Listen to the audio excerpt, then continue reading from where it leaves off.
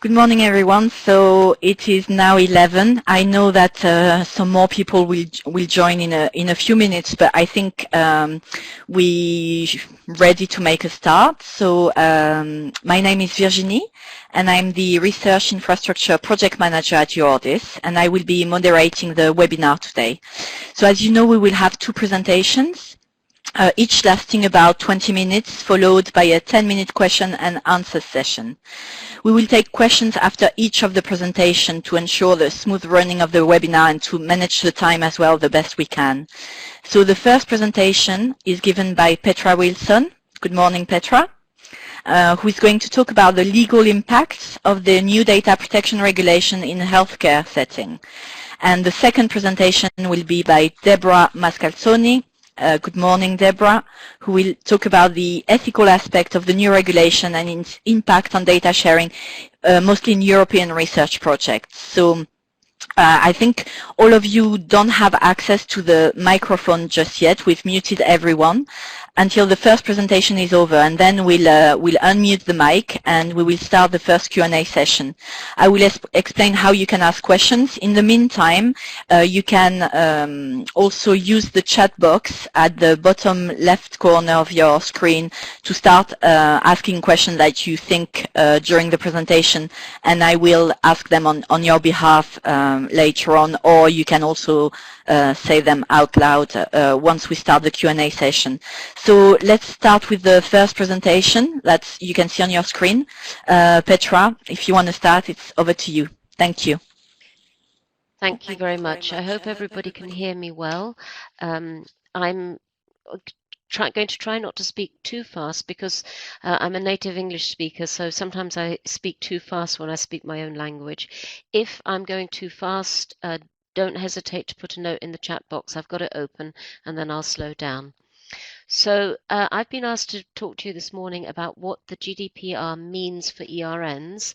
I'm going to focus on the body of the GDPR because Deborah will talk afterwards about what it means for research purposes, and so I will leave that part to her. So let me show you the overview of what it is that I'm going to do. I'm going to first talk about a little bit of background. Where does the GDPR come from? Then the scope, what does it apply to and what does it mean for us in the healthcare sector? Secondly, thirdly then, what are the new duties that the GDPR creates? What is legitimate processing? What are the patient rights?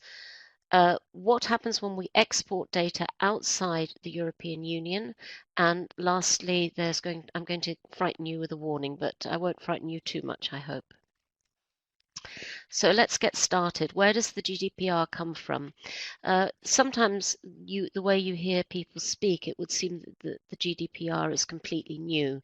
But of course, we've had data protection legislation in the European Union for a long time.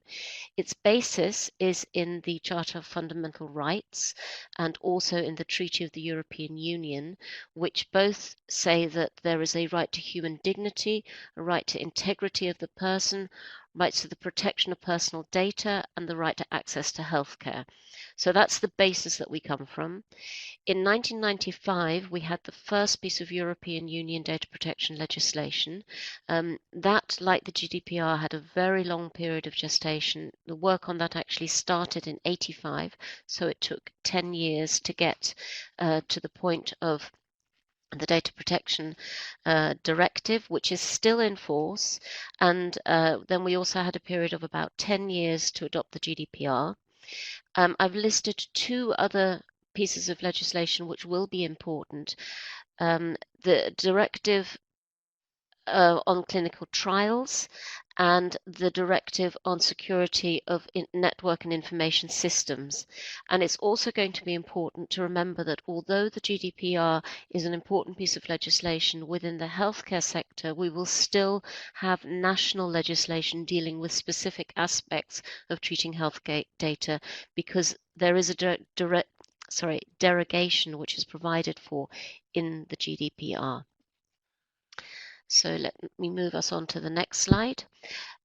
Why is the GDPR important to ERNs?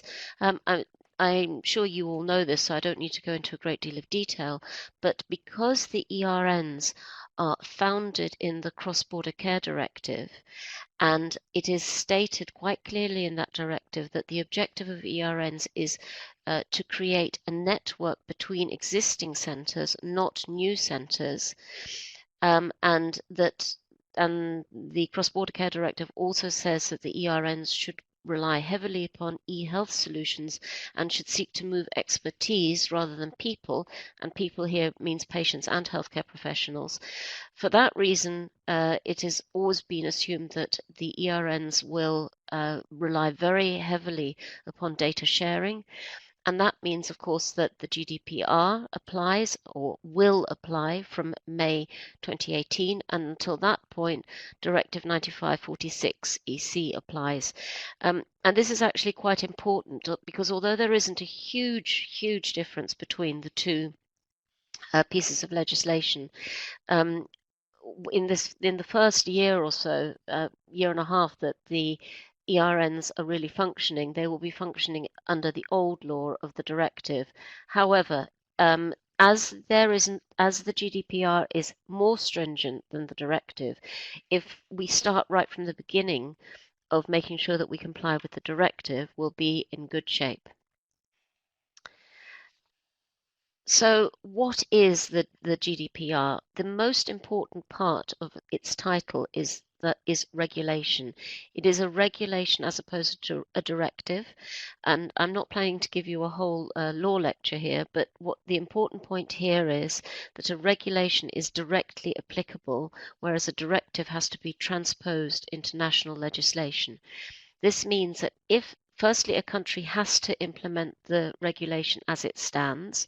We've already said, though, that there are some possibilities of derogation around healthcare data, but it also means that if a individual, if a citizen, patient believes that their rights under the GDPR have not been properly protected, then the citizen has a direct right to make a claim under the regulation and doesn't have to seek national law to use.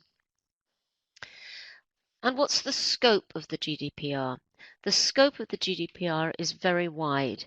It classifies as data, as personal data, any data by which an individual may be identified. And this is construed widely. It includes images, it includes recording, it includes biological data, it obviously includes healthcare records, but it includes a great deal of records in the healthcare sector other than EHRs. We also have to recognize that any data that we will hold in an ERN or in an electronic health record will be classified as sensitive data, and sensitive data are treated differently. So I've just got two more people joining me in the room here, so excuse some background noise.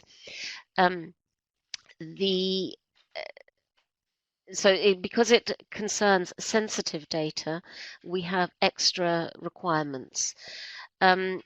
We should also note that data concerning healthcare means data concerning physical and mental health of a natural person. There is a distinction in law between a natural person, which is you and me, or a legal person, which is, in the case of ERNs, an ERN itself in due course. They're not legal people yet. And of course, the hospitals in which most ERNs are based. And the law creates the categories of data controller and data processor, and those are both the legal institutions by which the data is processed and the people who actually do it. And I'll come into that in more detail in a moment. So then let's have a look at what is health data, the detail. Now this is rather small and you may not be able to read it all.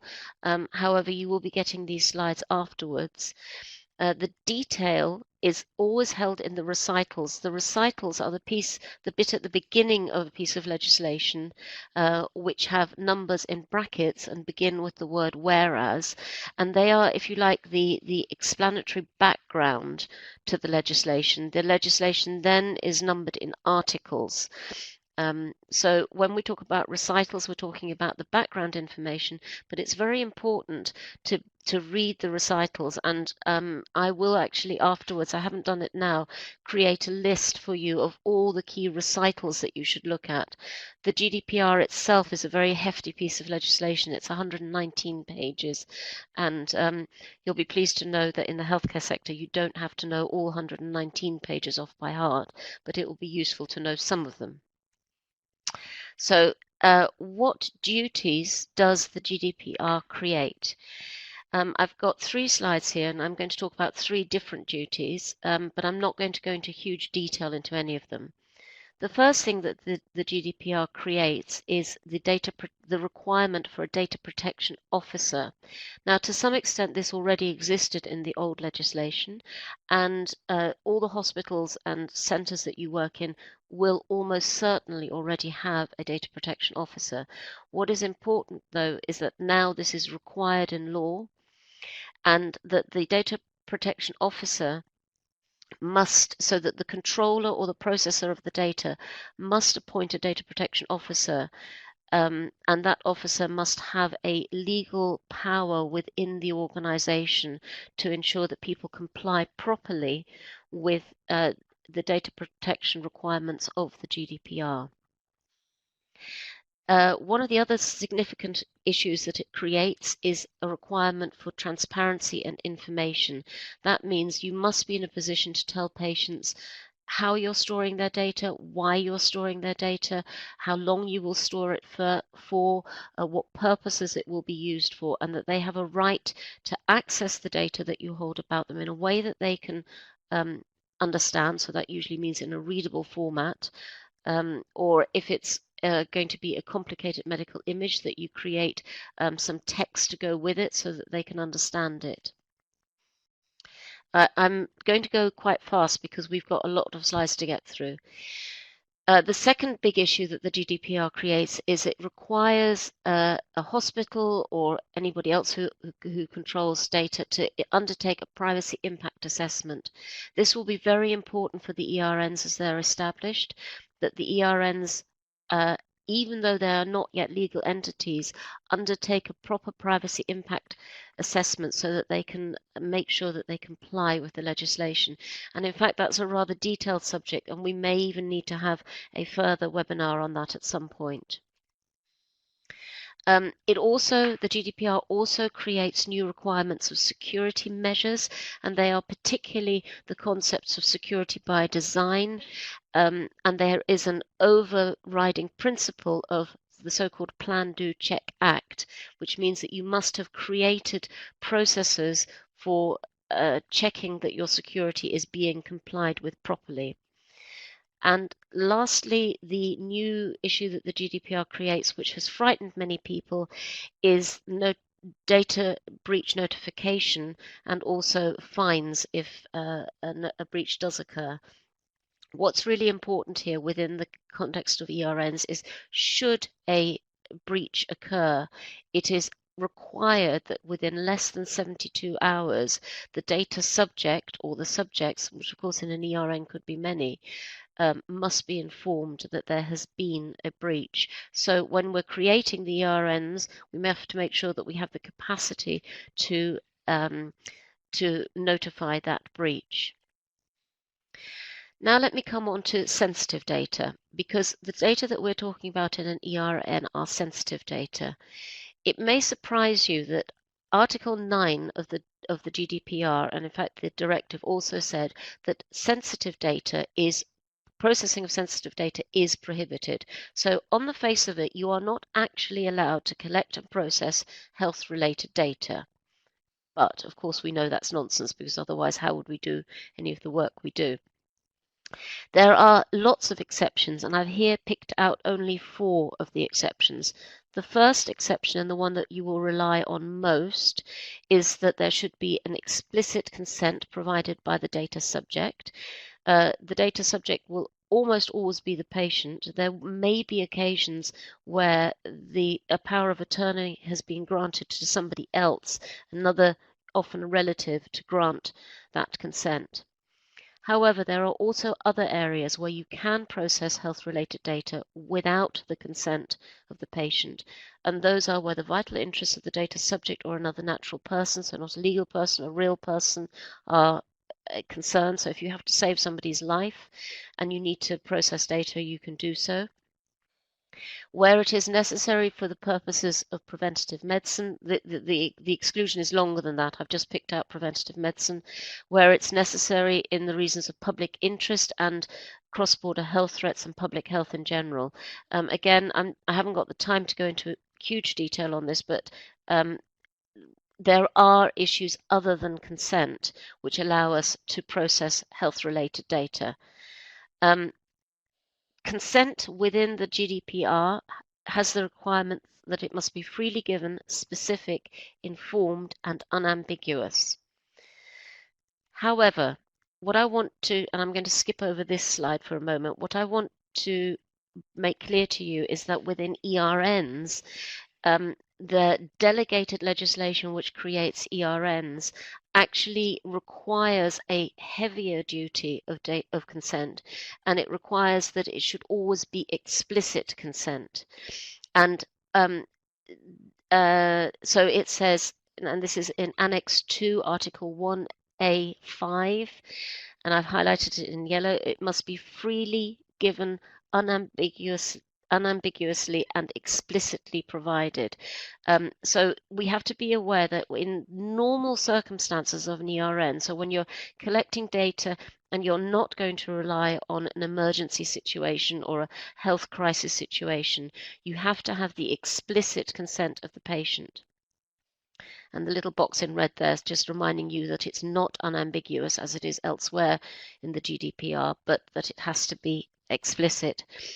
The next slides talk a little bit about other legitimate processing procedures, so for care or for public health purposes. I'm not going to go into that in so much detail now because in ERNs, almost all of the data processing will be on the basis of planned care, and if it's on the basis of planned care, then you have to have explicit consent. Before I go on to the other rights that have been created, let me clarify that explicit consent does not necessarily mean written consent. However, the delegated legislation of the ERNs says that the explicit consent should be in a common format. And it should be based on proper information. That by implication means it will be written consent. But I want to make clear to you that it isn't actually the GDPR that requires that, but in practice the delegated legislation which creates the GDPRs will require that it is written consent. And in fact, one of the reasons that I'm making this presentation to you, and I'm sitting here with a couple of colleagues who are working with me, because we have won the contract from the European Commission to create the template for the template and toolkit for actually obtaining that explicit consent. And we will be coming back through EURORDIS to you to make sure that the template that is provided is appropriate to all your needs. Well, I hope all your needs. I'm not sure we'll be able to cover everything, but that's why I'm making this presentation to you now, and where we will be taking this work further. I want to quickly highlight to you before my time is up. I have another 3 minutes, I think, that the data protection regulation also creates a right of data portability, and this will be important in ERNs because it means that we will have to be able to give access to a patient to their data in a way that they can, in a commonly used machine readable format, and that in a way that they can transmit it to another data processor. So again, we need to be careful here, because if we create very complex databases and we don't have a way of extracting the data that applies to a particular patient and sharing it with them, we would be in breach of the legislation. Let me just go back. So data portability, the GDPR also rather famously creates the right to be forgotten. Now, before this really alarms you, it's quite clear that the right to be forgotten will not apply to healthcare in the healthcare sector, neither to research nor to care. So a patient will not be entitled to require that a medical record is deleted, unless, of course, it is wrong. Then the patient could ask for a correction, and if a correction is not possible, then it could be deleted. But the right to be forgotten is not going to upset research, but I'm going to let Deborah talk more about that because she will know much more about that than I do. There is also an important element for which will come into play for ERNs eventually, which is export to third countries. At the moment, the ERNs are European networks, and so all the data is shared across countries that have a duty to comply with the regulation. But it is not unforeseeable that we will include other countries, third countries, and those third countries, and let's remember that the UK might become such a third country rather soon, that it will be important that the appropriate processes are in place for exporting to a third country. I'm not going to talk a great deal about Brexit, but after Brexit, there will have to be a procedure where the UK can show that their data protection legislation is equal to that of the GDPR, and that export to and from the UK will be allowed. I don't doubt that this is going to happen. I don't actually think this is going to create a significant hiccup, but we should be aware of the fact. And then I'm going to end now with a data protection checklist of things that you should be thinking about. And again, as I've said, these slides will be available afterwards. So this is a checklist that you should seek to comply with, or rather your data protection officer should seek to comply with. And as for that number 4 tick on the issue of consent, the requirements for how to obtain, collect, and document that consent within ERNs. The guidelines for that will be provided by the European Commission. And the project that's doing that, so the project that my colleagues and I are working on, is due to end in August. So those templates should be available in all the relevant languages by September, October time. I'm being a little bit vague because although we're doing the work and providing it, the product will be delivered by the European Commission, and there may be some delays in terms of it getting through all the necessary procedures. And the checklist goes on a little bit further. Again, you will be able to read these in your own time. I said at the very beginning I would frighten you a little bit. I don't want to frighten you too much, but I do want to remind you that there has been a lot of work recently from Europol, from the OECD, and from many privacy organizations that health data are the next big risk for privacy. Until now, we've focused a lot of our attention on financial data, but in fact, 25% of all data breaches that occurred in the European Union last year were of healthcare data. So that means it was the single biggest area of data breach, and some of that was malicious data breach, so people hacking systems. So we do need to take it seriously. And there are three reasons why we need to take it seriously. One, because the law says we have to. If we don't take it seriously, there will be breaches and there will be fines. But I think we should look on this positively. Good data collection will lead to good use and reuse of patient data. And through that, we can do all the things that ERNs want to do. We can engage better with patients. We can empower better care of patients and better self-care. We can empower the education environments to create better CME possibilities for clinicians. We can use the data to continually evaluate the systems, and we can use that evaluation to evolve the systems. And we also and I always like to end with something that lifts the mood a little bit, we really must ensure that we comply with the GDPR so that we can share data properly, because properly shared data is, I think, the single biggest opportunity that the ERNs are providing us. Through the ERNs, we will be able to share data in a new way, and through that we will be able to have better research and better patient care. So my final word is, let's not miss the opportunity, let's get it right. And I think I've overrun slightly, so my apologies for that. Thank you very much, Petra. That's extremely useful, helpful, and informative. And actually, we have quite a lot of questions already. So we will take some now, but don't worry, we will also have time at the end, so after Deborah's presentation. So for those of you who have not participated in a webinar before, to ask a question, you can either click on the microphone icon at the top of the screen if you have built-in microphone, or you can type your question in the chat box, which is on the left of your screen, and I will ask question on your behalf. So we have already some questions. So I'm gonna go back to the first one. So question from Joseph. So in terms of the need for the data protection officer in the current legislation, can you give more information in terms of the new responsibilities?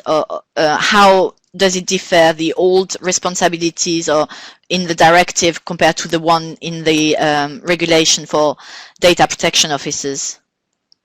The requirements of the data protection officer are not more stringent in the GDPR than they were in the directive. But what is different is the absolute requirement to have such a data protection officer, and for that person to be accessible to the data subjects. But what the data protection officer has to do has varied very little. What is important, I think, in the ERN context is that because an ERN brings together several players which will each have their own data protection officer. So each hospital in an ERN will have its own data protection officer. It will be important to think about the ERN itself having a data protection officer.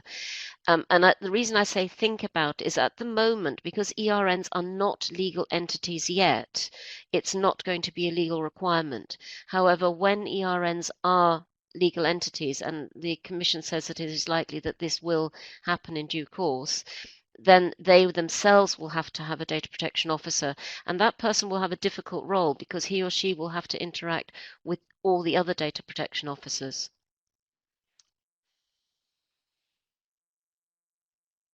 About minors, but maybe Marieke, you can explain a little bit what you mean by this question. In either you can tell us. I can answer what you about minors if you like. Okay. So a minor is in most countries going to be a child under 18. I say most because this is an area of derogation. Some countries will classify a minor in the healthcare setting as a child over 12, others over 14, others over 16. And that will depend on each country. So within an ERN, we will have to apply the legislation as it applies in the country where you are collecting the data. If a minor, so a child, is not provided for in the legislation, so let's say it's an 8-year-old who I don't think anywhere in the European Union is allowed to consent for themselves, then that consent must be given by somebody who has a legal responsibility for the child, and that will be a parent or a guardian, and it could be a guardian ad litem appointed by a court. But it will also apply to patients who are either permanently or temporarily incapacitated, who are for either for a mental health or a physical health reason not able to give consent. Now, if there is nobody appointed to give consent for such a patient, and if it is in the vital interests of the patient or public health to collect the data, then you would be relying on the other aspect, so not the consent aspect. But as I said before, it's unlikely in an ERN to have that kind of an emergency setting because ERN care is supposed to be for planned care. I hope that answers your question about minors. Thank you. I think it was helpful, Marieke can tell us. We have also a question from Renata who asks, how does the new regulation affect startup company that develop therapies for genetic rare diseases and industry overall? That's a very interesting question. Thank you. The first thing to say is the data protection legislation applies to any company, however small.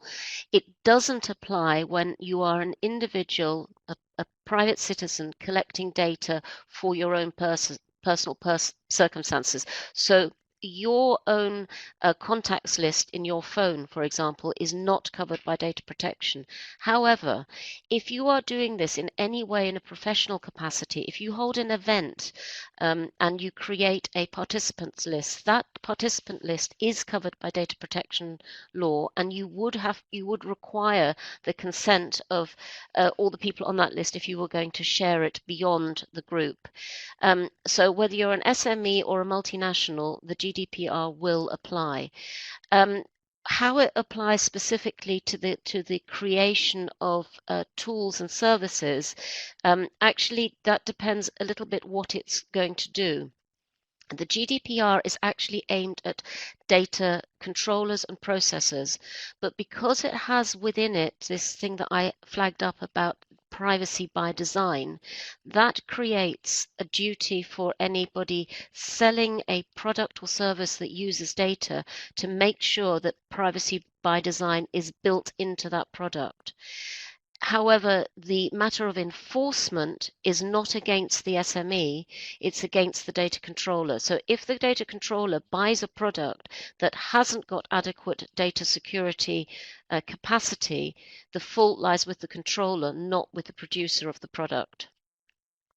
But then on the other hand, if you want to sell your product, you better make sure that it does comply. Otherwise, no data controller is going to authorize the purchase of it. Does that make sense? I think so. Thank you, Petra. Joseph is asking, in terms of, so the data protection really applies as soon as you do processing of the data. What does it actually mean? When does it start to? So the Data Protection Directive applies to collection and processing. So if we go back to consent, first you must have the consent to collect the data. Then in order for you to do something with it, to process it, put it into an EHR, put it into a database, share it with another doctor, use it for research purposes, those purposes are all processing, and those purposes must have been made clear to the data subject when you got their consent. There is no possibility under the new legislation to have a tick box or a general consent. You can't say you can collect my data and you can do whatever you like with it. And you certainly can't have that as a pre-ticked tick box, which is why when we create this guideline template for collecting consent for in an ERN, we will have to work very carefully on making the purposes to which the data can be put, so what processing can be done, clear enough that they meet the requirements of the law, but wide enough that they meet the needs of the ERNs. And that's why we've been retained by the European Commission to work on that, because that's quite a difficult balance. Yes. Okay. Thank you. Joseph also asked, in terms of the consent, if there's a sense of time over which is it valid when you give your consent. Is it 5 years, 10 years, a lifetime, for example? That's a very interesting point as well. That depends on how you collect the consent. If you say that you want to collect consent to use data for the lifetime of the patient, that could be okay. But you could also say that you only want to store that data for 5 years. The point in the laws is it must be reasonable, and you must be able to justify, if it's for a very long period, why you want to do that. In ERNs, I think the importance of longevity and big cohorts means we will be able to justify storing data for a long time. But one thing I do want to draw your attention to that I didn't before is that the GDPR does not apply to data of deceased persons. The GDPR. However, national legislation may create a duty to maintain it for a deceased person. So don't be you will have to comply with both the GDPR and the national legislation. And given that some countries will maintain confidentiality for 5, 10 or 15 years after a death and other countries may not, this could actually cause us some problems in ERNs, because this will not be uniform across all the players in an ERN. Yeah, no, that's a very good point to mention. I didn't know about that. And Deborah, you commented regarding that there's a possibility also to do electronic online consent that has the same legal validity as... Can you comment, Petra? Yes and no. An electronic signature has the same validity as a written signature, so as a so-called wet signature in law. However, the process by which you collect that electronic signature has to comply with certain rules. Now, there are some very tight rules, like the way in which you do an electronic signature when you sign a legal document or when you sign a bank transfer or something like that. So broadly, yes, electronic permission and consent can be given, or consent can be given electronically. The mechanics of how you do that are complicated, and again, this is something that we will be putting in the toolkit that we are going to be producing for the ERNs about how consent works. Okay, thank you. We're just going to take another couple of more questions and then we'll move on, and we can always go back to the questions at the end. So Marieke and also Marlene ask about really how this applies to patient organization, especially when there are existing registries where patient organizations have a role in collecting data. What are the implications? So not just even for the registry, but even dealing with their daily things within a patient organization in collecting data from patients, whatever they might be. Okay. They have the same... When you're Sorry. collecting healthcare data and you are not a healthcare professional, you have broadly, you have all the same duties as a healthcare professional, but you have slightly less wriggle room, slightly less ways of getting beyond the rules. So whilst a healthcare professional might process data in the vital interests or public interests of a patient without consent, if you're not a healthcare professional, so if you're an NGO providing patient support services, you will have to obtain the consent. You don't have that extra facility of treating a patient in an emergency. But the short answer is that if you're a patient organization and you're collecting identifiable patient data or pseudonymized data, you need to have the consent of the patient. For the time being, if you've already obtained that consent and under the directive, you can continue to collect that data. If you are now going to go beyond, so if in the data, sorry, let me go back. If you collected consent to process under the Data Protection Directive with certain processes that you're going to do, and you now want to extend those, you will have to get new consent under the GDPR. If, however, you're going to continue to do the same thing as you did before under the directive, the consent that you obtained under the directive should be sufficient. And I will say should rather than will, definitely, because you will need to look at this carefully. Okay, thank you, Petra. Veronica asked a question I'm not sure I understand, so I'm going to read it, but you tell me, Petra, if that makes sense to you. So since all patients' rights are big and not very well defined, so exceptions like such as unless it is necessary for a task carried out, wouldn't that make them contextual? Sorry. Yes, I think I more or less understand your question. Yes, there is a contextual element, and that's slightly, I think it was covered a little bit by what I said before. If the context is a healthcare service provider, and there's another piece in the legislation that says, and the people who work there are contractually bound to respect the privacy of the data that they handle. And that means in practice that they can be dismissed if they don't respect that privacy, then there is a little bit more scope, and the patient's rights can be, if you like, limited a little bit for the purposes of what that organization does. So if you're a hospital and you need to be able to process data in order for the hospital to run, and everybody who works in that hospital has a legal duty to respect privacy and can be sacked if they don't, then the patient's rights can be limited a little bit. If, however, you are in, so that's a contextual setting. If, however, you are in an NGO and the people that are working there don't have that same legal duty of privacy as a doctor or an employee in a hospital, then you have less scope to go beyond those rights. And the rights that we're talking about, you're right, they are very big and very wide, and they go back to the very first slide that I presented, to the conventional human rights. It goes back to the duty to respect the integrity of the individual, and that means their privacy.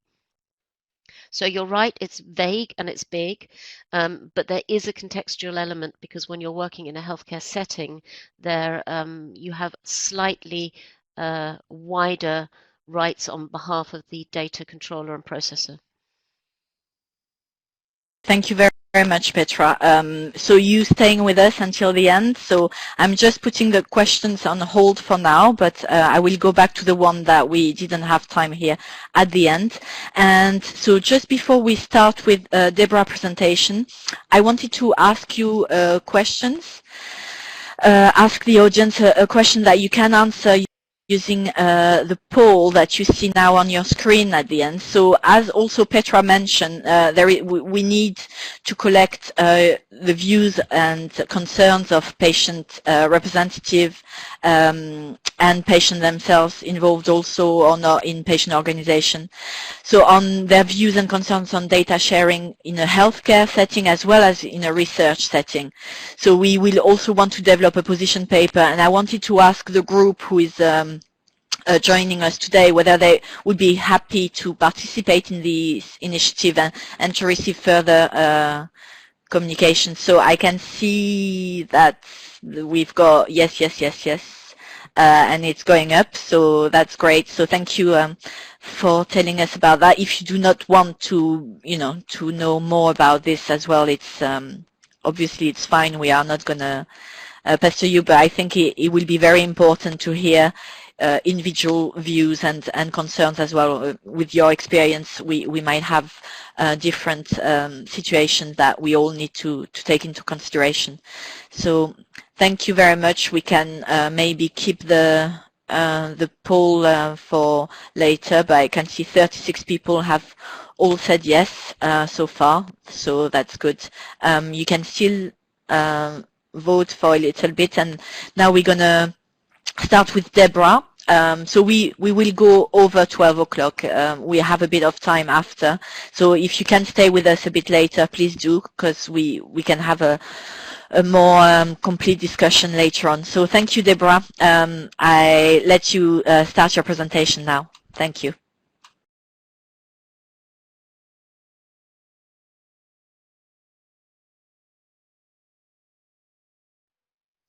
In the mailing list, which is about the possibility to write code of conduct coming from the regulations. And yesterday, Virginie and me, we were in Brussels where Bibi, Mary, Eric presented the project to write a code of conduct for research in healthcare. And I was asked to reshape a little bit my presentation in order to address what we have been discussing yesterday, which I think is super relevant for this audience. So be aware of that. I'm trying to change slides now. Okay. Right. So, of course, on the ethical point of view, we know that there is an special need to share data and samples in the rare disease community. And we have been working quite heavily in many research projects. I'm coming from the Rare Disease Connect, as many of you know, in order to allow this to happen in a very effective way, in order to enable better health discovery and at the same time protecting patients' integrity and right to privacy. So what is the general protection reform about, and how is it affecting research? In general, the new General Data Protection Regulation is aiming to ensure that you receive clear and understandable information when your personal data is processed. And we know that this is a challenge in research terms, where we sometimes, at the time of the collection of the data, are not fully aware of the scopes of the coming research in the following years. Whenever your consent is required, it will have to be given by means of a clear affirmative action. So it needs to be given, freely given, and as Petra was pointing out before, it needs to be clear. This, of course, poses some challenges to research where you collect data for purposes that are quite broad and even unknown purposes, as it happens like for biobanks purposes or database purposes, as in the RD Connect, where the idea is to allow further research in the coming years, and you are really not fully aware of the possible purpose of this processing. Also, the aim of the reform is that the new rules will strengthen individual rights to be forgotten. And as Petra already pointed out, even though this doesn't apply fully to research and healthcare, still there is another piece of ethical, well, not really legislation, but like soft law and all the recommendations from the CIOMs and so on, that requires consent to be withdrawn anytime for research purposes and the data to be cancelled unless they already have been used and transformed into results.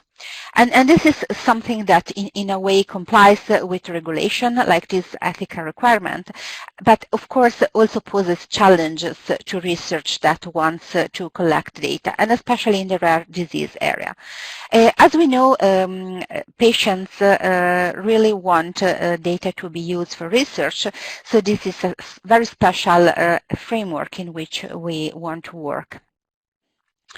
Of course, I mean, I already asked a little bit the question, what does it mean for research data, the new regulation? Are we able to keep, sorry, I have a pop-up that covers the slides at the moment. Okay, thanks. And what does it mean in terms of consent procedures? In the past years, we already spoke about the fact that a static consent, a paper-based consent, is probably not the best solution for projects that aim to last for many years and that aim to introduce new pieces of research ongoingly. And new techniques for, analyzing the data and so on.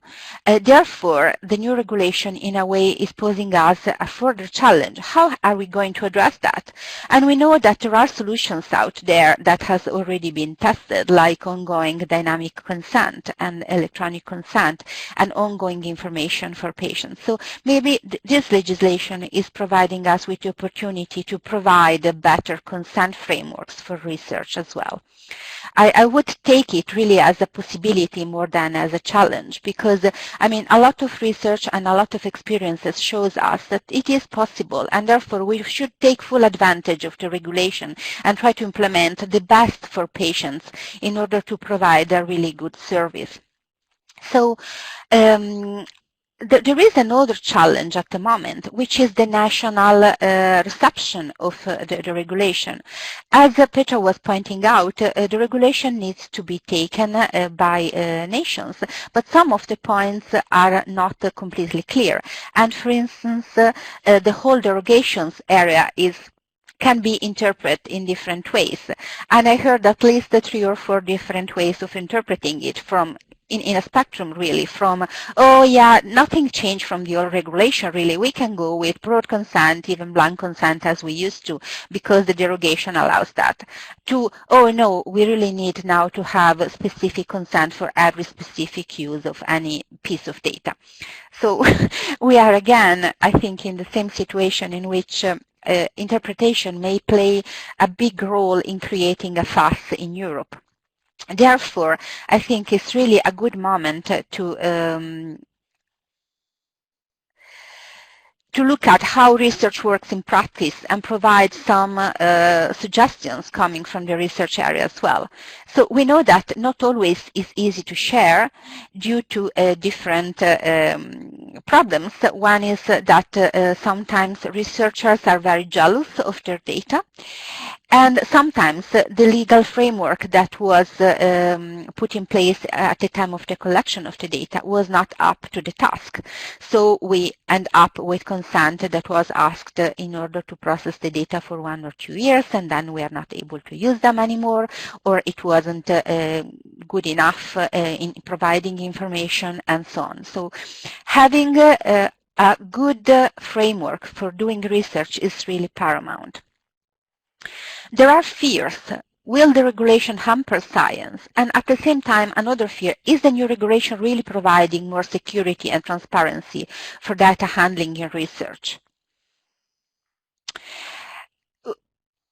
I mean, RD Connect tried to answer to some of these questions, so I will use the RD Connect model that we implemented in order to allow proper data sharing and use of data in research. Of course, this was an answer that was given before the regulation, but yesterday was proposed as a model to build on a code of conduct that will be proposed to the European Commission on behalf of BBMR Eric, and in collaboration with lots of stakeholders that met yesterday in Brussels. So I think it is just, you know, an example that we can use in order to start a conversation, and I hope that many of the people that are here will be able to take part to the conversation towards building a code of conduct. So as you may know, in the RD Connect platform, we collect data coming from different sources, EU countries, but also the US and Australia. And those are super sensitive data, so sample data, which means a lot of genetic data, clinical data, and other types of omics data. We developed a charter for sharing together with the patients that were involved in the RD Connect, and the aim of the charter was to provide simple rules and tools to allow ethically grounded and legally sustainable international sharing. The charter was the result of a careful negotiation between the stakeholders and started 2 years before the end of the process with a workshop with all the stakeholders. The charter was discussed, proposals were made, changed, redone, and so on. So I think that what is needed now is the same kind of conversation with all the stakeholders in order to propose a code of conduct for research that will answer to some of the questions regarding consent, regarding information to be provided, regarding the extent of the use of data, and when is necessary to recontact people in a very balanced way. As Petra was pointing out before, it needs to be a very fine balance between providing the right environment for a lawful treatment and at the same time not to hamper science to happen. So it is a fine line, but I think that in the last few years we gather enough experience to provide also solutions on that. So I think that the most important part of this charter and of the code of conduct that was developed afterwards on this basis was really the process that took into consideration really the stakeholders' opinions and problems on, you know, the procedure of sharing the data. So scientists were involved, patients were involved a lot, representatives of the industries were involved, legal experts, ethical experts, and so on. I really hope that this will go on. Of course, the principles are always the same. The data regulation doesn't change really the right to integrity. In fact, as Petra was pointing out, the basis from which it comes is always the same. And therefore, I think that our aim is really to protect the participants' privacy and integrity. I think that more and more the risk for profiling people is out there. More and more, like different types of sources on the electronic level can be integrated very easily, and therefore is especially relevant and sensitive to provide choices and clear information about the use of the data and the possibility of sharing, how it is done, to whom it will be transferred, for what purpose, and so on.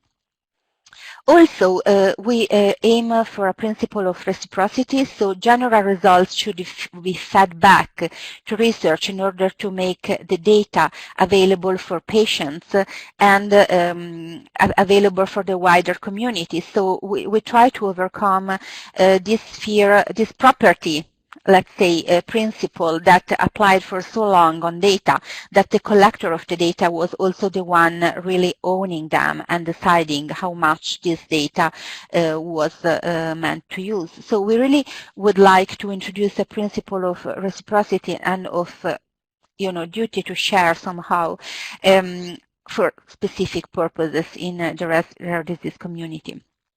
And also, we wanted to introduce some rules about the respect for intellectual property, but this really goes beyond the scope of today's conversation. Security and transparency are aims for the communication with patients all the time. So donors should be informed not only about the security measures that we take, but also where the possible pitfalls are, what the real risks are involved.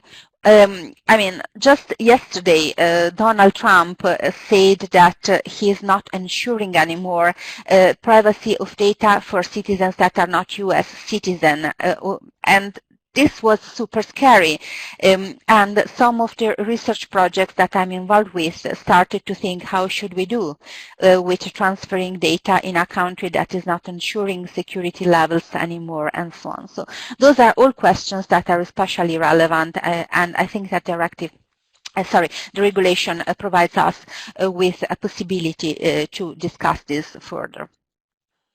So I think that informed consent in rare disease research, but also I'm involved a lot with healthy volunteers, should at least be informative about typologies of research and include core elements that should be, and this is why I introduced the idea of online consent, updatable according to new techniques that may be used.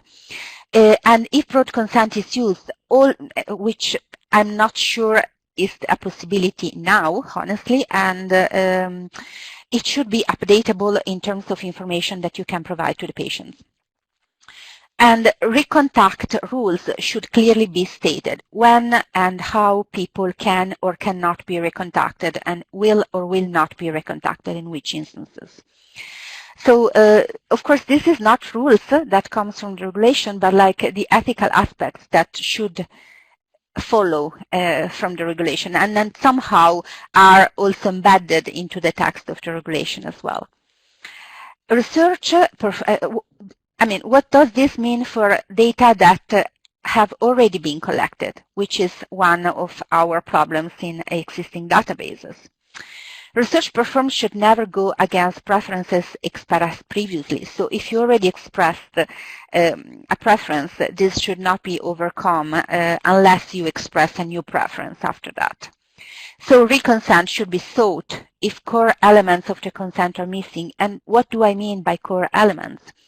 If something changes in terms of international sharing, especially towards third countries that do not comply with the regulation.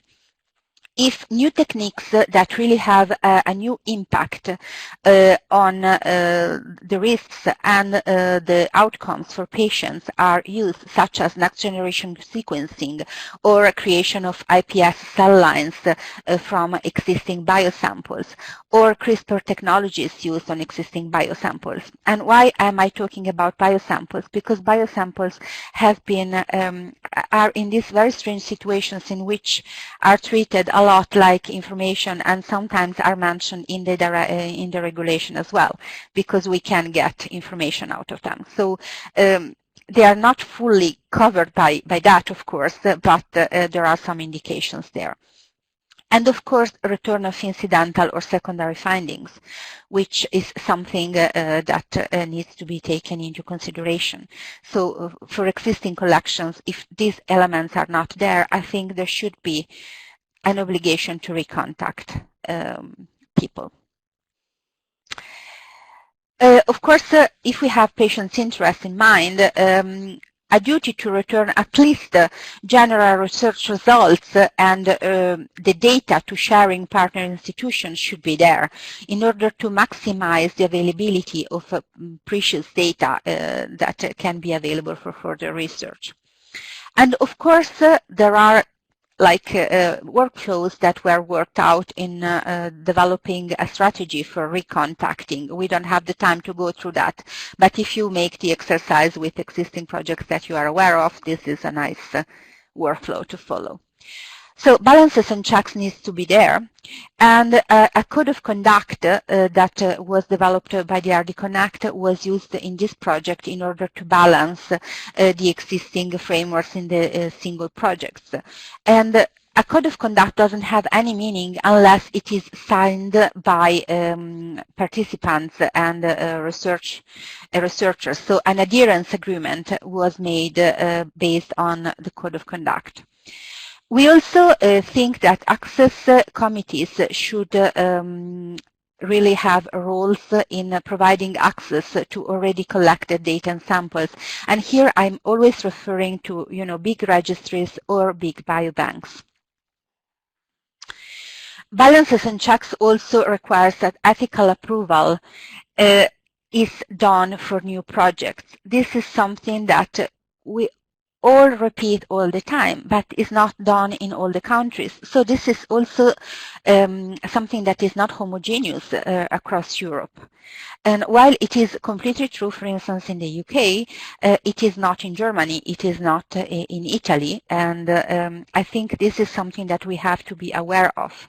If we take for granted that new projects done on data that we share will be evaluated by an ethical committee, we may be wrong, unless we require this in a data transfer agreement, so contracts that we make with people that will use our data, and we put some constraints, such as the use of data for purposes that were foreseen in the informed consent, and some constraints. So we really think that balances and checks are really necessary, even under the new regulation. Of course, there are open questions that comes from the development of science.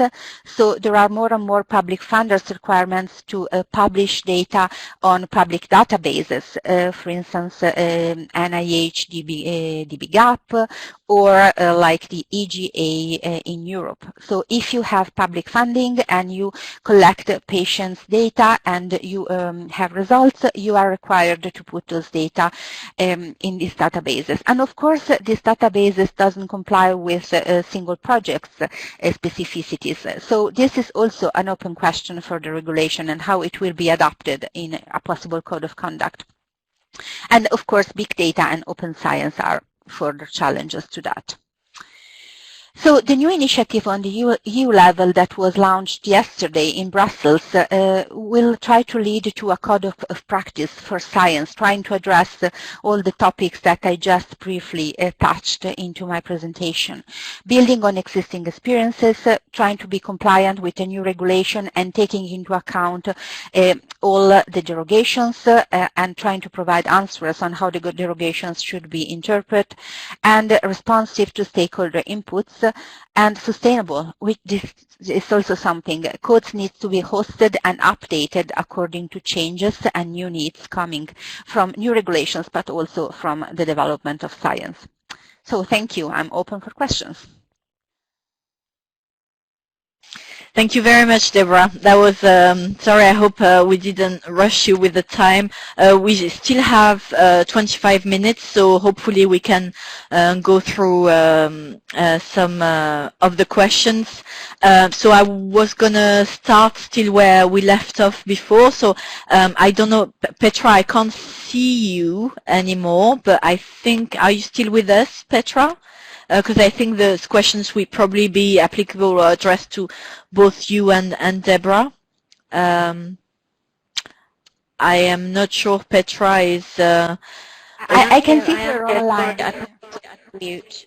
I'm here and I am going to share my camera again. Okay. Okay, thank you. But before, Michele has raised the hand, so do you want to speak out? It would be great as well to hear your voices, everyone. So if you want to use your mic, please do that. Hello, okay. Michele? Hello, can you hear me? Yes, if you can speak a tiny bit louder. Okay, I try. Okay, thanks, Deborah, for these very clear presentations. I have two questions. The first question is, can you clarify better electronic consents? In which category is classified? Is broad or dynamic consents? The second question, I want to know more about the adherence agreement. What it means? Thanks. Mm-hmm.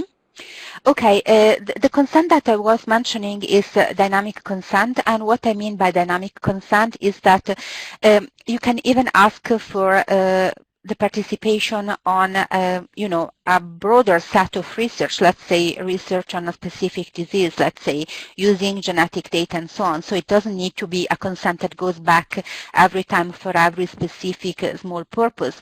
But what it provides is the possibility to go back and ask for new consent if something arises that is new, that was unforeseen, and it also provides the possibility to update people on ongoing research that may have implications for them.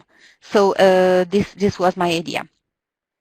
And your second question, as I said, we developed a code of conduct with the RD Connect and also the project with the BBMRIs to develop a code of conduct. But the code of conduct is not a regulation, so it doesn't have any legal power unless it is signed.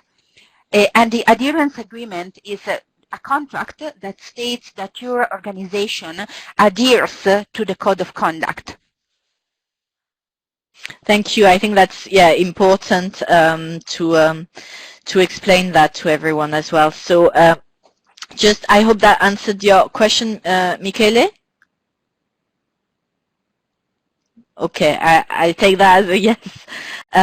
So Marieke, great. Thank you, Michele. Marieke asked if there's also information of where servers of patient data must be located or kept.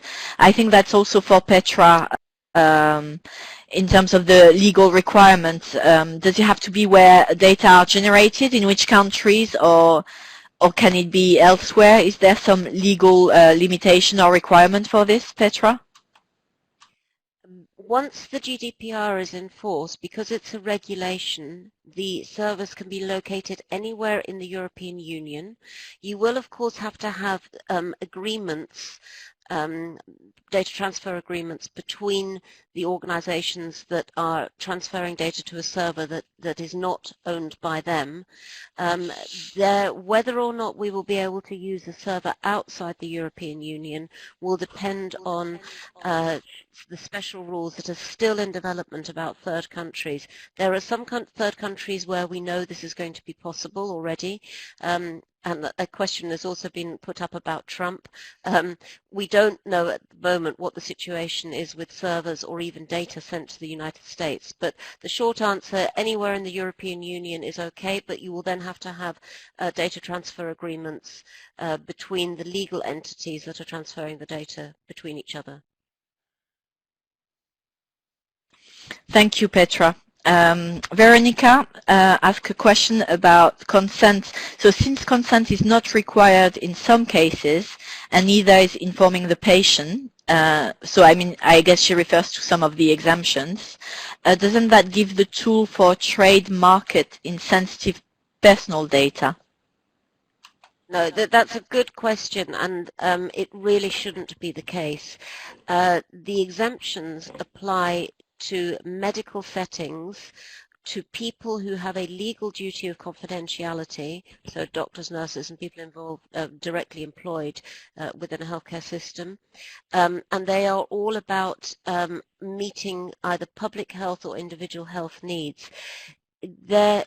I don't want to say absolutely not. This will definitely not create any possibility to trade in healthcare data, but it is very much the objective of the GDPR to protect people against any trade in any personal data or sensitive data without their consent. Having said that, and this is a bigger issue, and I will just say 2 words on it. There is a whole new concept of data as a currency, and we do need to recognize that data is a really important, has a huge value, and is an important currency, not only for the individual data subject, but also for people who collect data. And if you doubt that data is an important currency, I would just like you to reflect on whether or not you have any loyalty cards to shops or airlines or anything like that, because the reason that they give you something in return for having a loyalty card is because you're using your data as a currency. Thank you. That's also important to remember. I think Mayika has a question probably for both of us, but both of you, sorry. She asked whether a minor should be reconsented once it's 18, so once he gets to majority age, and he provided his assent or consent with the parents, but should him as an individual be reconsented once he's 18? Yes, if you were processing data of a minor based on a consent of a legal guardian, once the person is not a minor, the legal guardian no longer has any right to provide consent, so you have to get new consent for the person who is now a data subject with the capacity to give consent. Yes, I agree also on the ethical level. I mean, parents may have taken decisions on our behalf that we are not aware of or that we disagree with. So I think it is very important to reconsent. Flo asked a question about the ERNs. So the European Commission encouraged the code of conduct regarding, how to properly do data sharing within the regulation. How are ERNs involved in this initiative?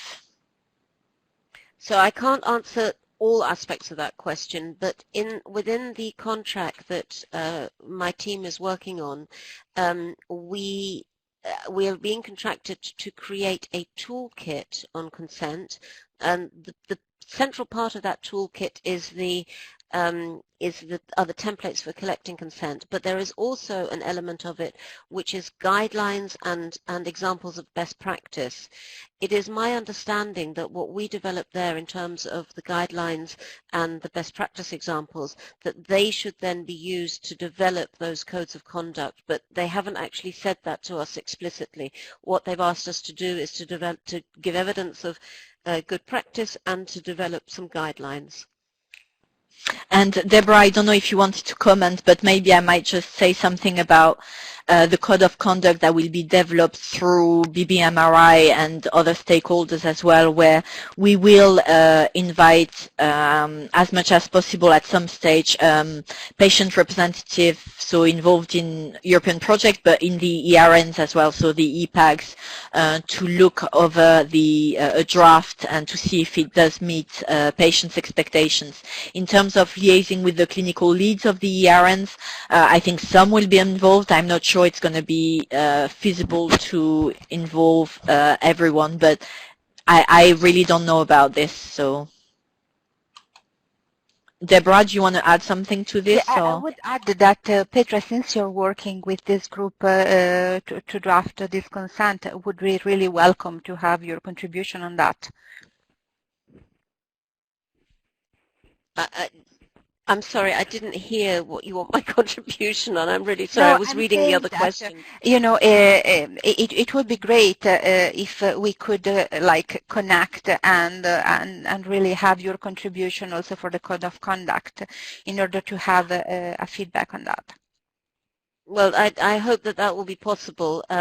It's not within the contract that we have with the Commission at the moment, but I have no intention to withdraw from working with ERN, so we'll be very happy to support that. And who knows, maybe the European Commission will offer a new contract to do further work on that.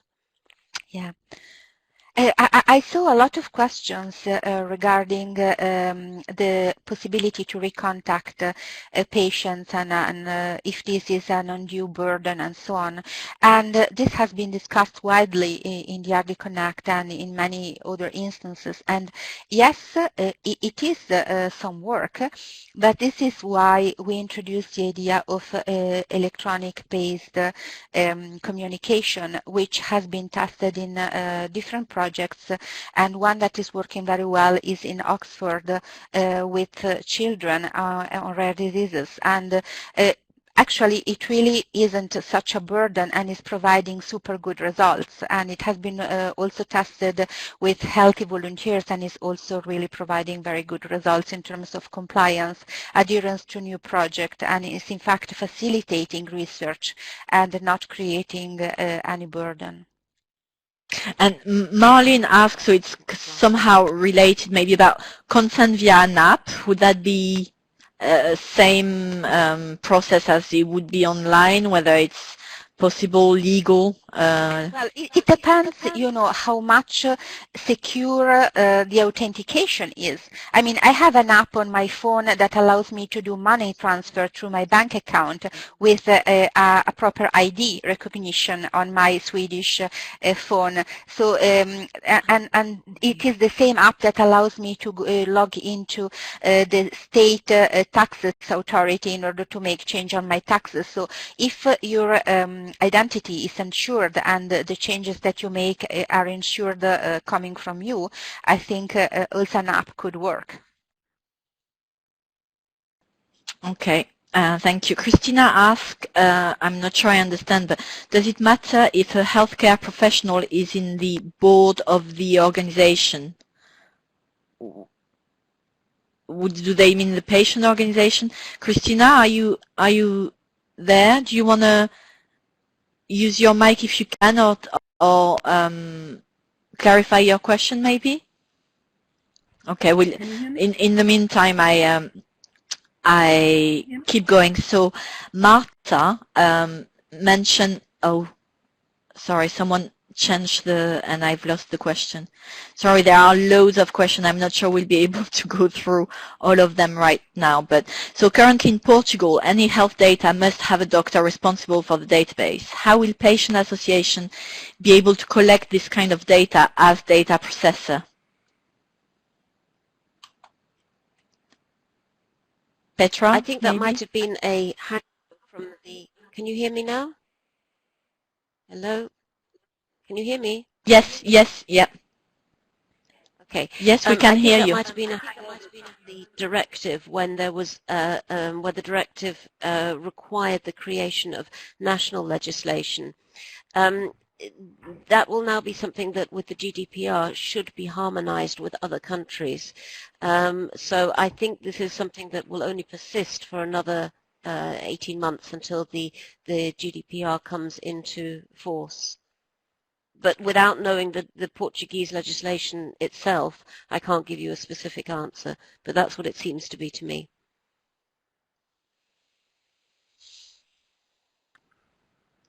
Sorry, I was trying to, there's so many questions, I'm also losing so I see that there were some questions about that Vicky, I think from Newcastle, has answer regarding the creation of a specific consent for the ERNs, and they confirm that is going to be the case. The European Commission has asked for experts such as yourselves to work on this and produce the shared template that you mentioned. So thank you very much, Vicky, for jumping in and giving some answers there. And in fact, Vicky very kindly supported the application that we put forward, and Vicky will be part of an advisory group that is working with us on this project. So we will do our best to involve people as much as possible. The only thing that I would say is that the Commission gave us a very limited budget for events. So the European Commission will hold one stakeholder event around this, but it's actually not in our capacity to decide who gets invited to it. It's the European Commission who decides that. But I'm going to be relying on Vicky and her long experience with DG Sante in making sure that this works well for the ERNs. There was a related question later that said, when will the toolkit be available? The contract ends at the end of August. Then all the documents have to be approved and accepted by the Commission, so my guess is it will be available end of September, October. Thank you. Joseph, I think as a question for Deborah, the mention of a medical exemption, but studies like for spinal muscular atrophy continues after the death of the patient. So are there any provisions for severe diseases, and would it be the same for cancer or other diseases? I really don't know, in the sense that there are exceptions. I think that this is one of the parts that may have some interpretation, but I think that Petra is better equipped to answer to that. One thing that I may add is that in a proper consent, you may also ask if the treatment of data may proceed also after your death, which, for instance, we do in a population project that I'm running. So just to come back to the question about what happens to the data of deceased people, the GDPR says very clearly that the data, that it does not relate to people who are deceased. There may be some countries that put further requirements onto that. However, remember that one of the exemptions for consent to for collecting and using data is around public health benefit. So if you were going to continue to use the data of somebody who's passed away for furthering research into their disease or other diseases, I think that would be covered by the public health exemption, because you're doing that for the good of public health as a whole.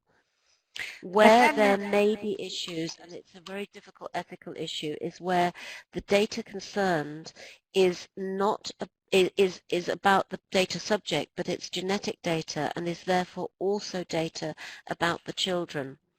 That this is an issue that is still rather unclear when a data point actually has more than one data subject. Because we've constructed the law on the notion that there is only ever one data subject for a data point. But we know, obviously, with genetic information that it can apply to more than one person. Yeah, but I also have a question on that, because this is exactly where I heard so many different interpretations. Where are the boundaries of the interest for public healthcare? I think the law makes it quite clear that when you can justify research or intervention on the basis of public health, and I think when we're talking about genetic research, that will be the case. Otherwise, you know, there's no point in having created all the biobanks and gene banks that we've created. I think that this will be interpreted quite widely. I believe, however, that we will put in place restrictions when the data also reveals something about another party. So there may, for example, be requirements in national law that say that if you're going to treat data that has also revealed something about another person, a relative, that you have to inform that relative. But this is something that isn't at the moment in the GDPR. Wouldn't that be covered as well by the national laws? Like France has a different stand on this compared to other countries, is that right? Well, for sure. Sorry. You go ahead, Deborah. Yeah, I'm aware of the Italian stand, for instance, on genetic data, where the Italian National Authority for Data Handling put out a special authorization for the user not to use, where they require consents that needs to be quite specific, for instance. So like the idea of reuse of data for any purpose, even if it is for health, I mean, is not going through because yeah, it's too broad. Yeah, I think it's really important to remember that the GDPR requires explicit purpose for any data and even more so for sensitive data. So the idea of a tick box general consent, you can do whatever you like with my data, whether it's in a purchasing something situation or in a sensitive information setting, is not going to be allowed anymore. Yeah, thank you. I think we might take a last question, but I just wanted to reassure because I see some comments. So this webinar has been recorded, and we will also send the links to everyone once it's available on our website. And if you are okay with this, Petra and Deborah, would it be okay for me to send the PDF of your presentation to all participants, as I think sometimes they had also connection problems? Or do you want to modify some things before? Yeah, as I've spotted a couple of spelling mistakes in mine, let me send you one that doesn't make me look like I can't spell, and then you can share it. Okay, no problem. We'll give you that. Okay, so we will send to everyone without any spelling mistakes, so that's great. Marlene, question, ask about because of Trump latest statement on data protection. So what should we do as patient organization, knowing in the US they have a registry which is also open for patients worldwide? I think at the moment we should be very cautious about sending any data to the US until we have more clarity on this. I think on this call we're all as knowledgeable about Trump's next plans as Trump himself. Thank you. Yeah, it's better to be safe at the moment. Marieke asked whether, when you are a multinational organization, where do you need to seek ethical approval? Is it in all countries that your organization has ties with, or where are you based? So if you're multinational and you're working with data of from different countries, you will have to obtain consent and ethical approval in those countries, because as far as I know, and Deborah, you can correct me, there is no international ethical approval capacity. No. The European Union has an ethical advisory group, the EGE, the European Group on Ethics, but it doesn't have the power to give ethical approval. It just has a way of bringing together the ethics groups of different countries to make sure that they try and work in as harmonized a way as possible. Yeah, in fact, there is like the new regulation on clinical trials that is trying to introduce a single approval in the nation that proposes the trial, and then only a national approval in every country that joins, so at least not in every institution, but this applies only to clinical trials, so not on the collection of data, for instance, for epidemiological studies or other types of studies. Thank you. So maybe just one last question, and then I'm sorry, we will need to close this webinar. Marlene asked, how can we make the patient owner of their data?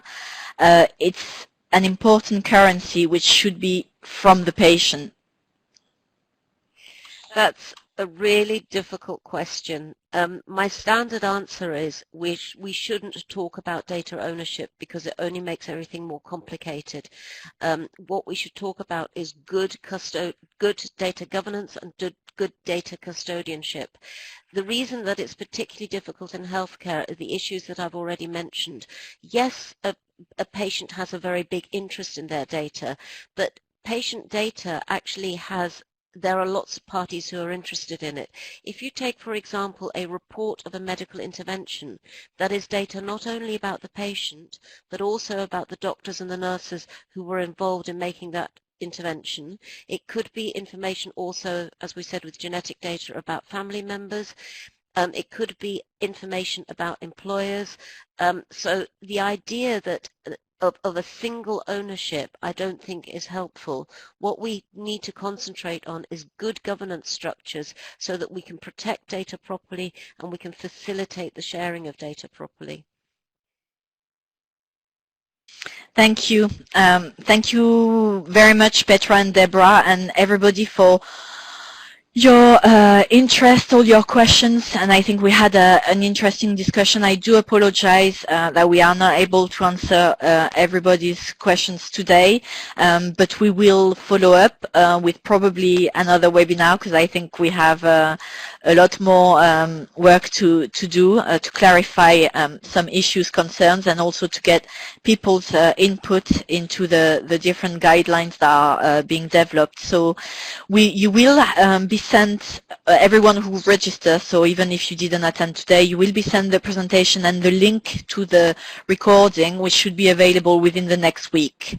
Thank you again, everyone, and thanks for your time, and see you soon. Thank you. Thank you. Bye. Bye. Bye-bye. Bye.